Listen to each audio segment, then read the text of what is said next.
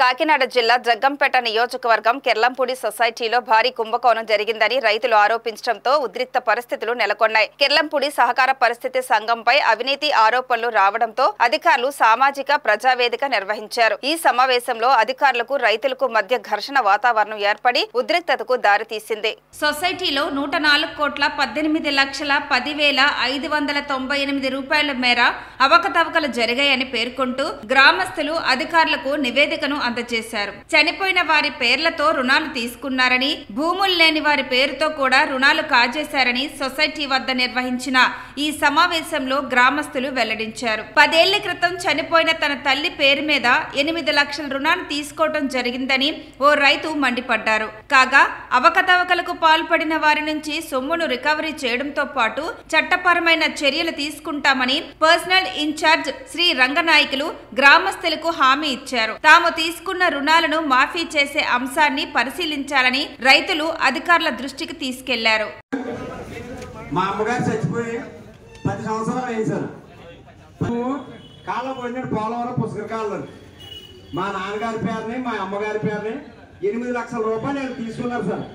ఏ రూపంలో వచ్చి చెప్తారండి? ఇప్పుడు మా నాన్నకి వెళ్ళాలంటే ఇప్పుడు సెక్రటరీ గారన్నా ఇంకోడన్నా వీళ్ళు చచ్చిన తర్వాత వెళ్ళాలి తప్ప పట్టుకోండి వెళ్ళగాలి సార్. ఒకటండి. 2 సార్. 2 అండి. ఒక కుర్రోడు మా ఊళ్ళని పాడైపోయాడండి. 74 సెంట్లు భూమి అమ్ముకున్నాడు. ఆడి పేరుని 1,50,000 రూపాయలు తీసారు సార్. ఆడి భూమి అమ్ముకుంటేండి మీరే కొన్నారనుకోండి, అది క్లియరెన్స్ లేకుండా ఆ రిజిస్ట్రీ చేయించుకోండి. ఏంటి సార్ అక్కడ ఏమోండి ఆడు 1,50,000 రూపాయలు కట్టిందని నేను సెక్రటరీ గారిని అడిగానండి. సార్ ఇది ధర్మం కాదండి, అది పద్ధతి కాదు. ఆడు కూలి లేక పాడైపోయి జనం తగులుకుని తగులుతుంటే ఆడు భూమి అమ్ముకుంటే మీరు కట్టించుకొని ధర్మం అని అడిగాండి సెక్రటరీ గారిని. అడిగాను సార్. అడగండి, ఇక్కడే ఉన్నారు కదండి. పత్తిపల్లి మేనేజర్ గారిని కూడా అడిగాను. అది పద్ధతి కాదు కదా సార్. మరి క్లియరెన్స్ ఇవ్వాలి కదండి. తర్వాత మేము ఇదంతా అయిపోయిన తర్వాత మీ డబ్బు మీకు ఇస్తాం వడ్డీతో ఎలాగ సార్ చెప్పండి. మీరు మంచి మనసు మాకు చేసుకుని చెప్పాలి సార్.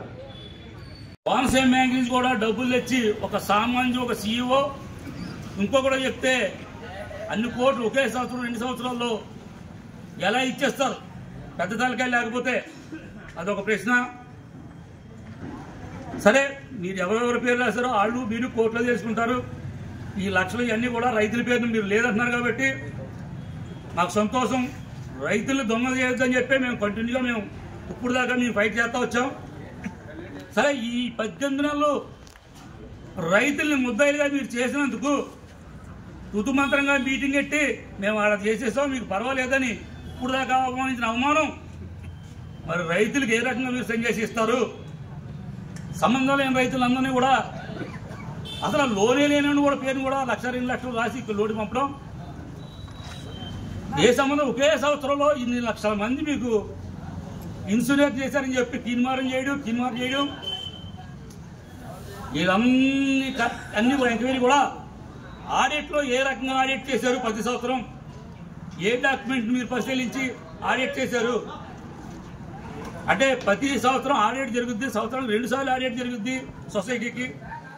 ఈ 2 సంవత్సరాలు జరిగినప్పుడు కూడా ప్రతి డాక్యుమెంట్ చూసి వెరిఫై చేసి ఆడిట్ చేయాలి. అలాగే మరి ఇంత స్కామ్లో 8 లక్షల మంది ఇంత డబ్బు ఇచ్చి ఏ అకౌంట్ కూడా క్లియర్గా లేకుండా, ఏ డాక్యుమెంట్ లేకుండా ఆడిట్ ఎలా చేశారు? ఆడిట్ ఇందులో ఇన్వాల్వ్ చేయలేదు. ఈ ఇబ్బందులన్నీ కూడా అందరికీ తెలిసి గత 18 నెలల నుంచి కూడా మరి నాగబాబు గారు అవ్వచ్చు, బృందం అవ్వచ్చు, రైతులు అవ్వచ్చు, మన సర్పంచ్ గారు అవ్వచ్చు, అందరూ కూడా ప్రతి ఒక్కరు కూడా రైతు పక్షాన్ని పోరాడారు. రైతు రాలేదు అంటే అది నిజంగా ఈ రోజు నీరు పెట్టడానికో పిండేసుకోవడానికి వెళ్ళకపోతే అది గడదు. కానీ డబ్బు కొట్టేసిన వాళ్ళు మాత్రం కొంతమంది పెద్దలు చెప్పినట్టు కార్లు వేసుకుని పెద్ద పెద్ద బంగళాలు కట్టుకుని తిరగడం కూడా వాస్తవమే.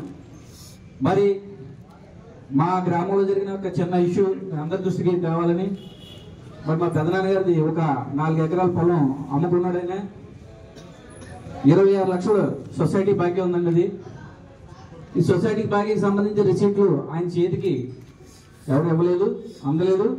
కానీ ఆ పొలం వేరే వాడి పేరున రిజిస్ట్రేషన్ జరిగిపోయింది. కృష్ణజెడ్డి గారు అది వేరే పేరు మీద రిజిస్ట్రేషన్ జరిగిపోయింది. మీరు దాన్ని రిసీట్ క్లియరెన్స్ లెటర్ అన్న ఇప్పించాలి.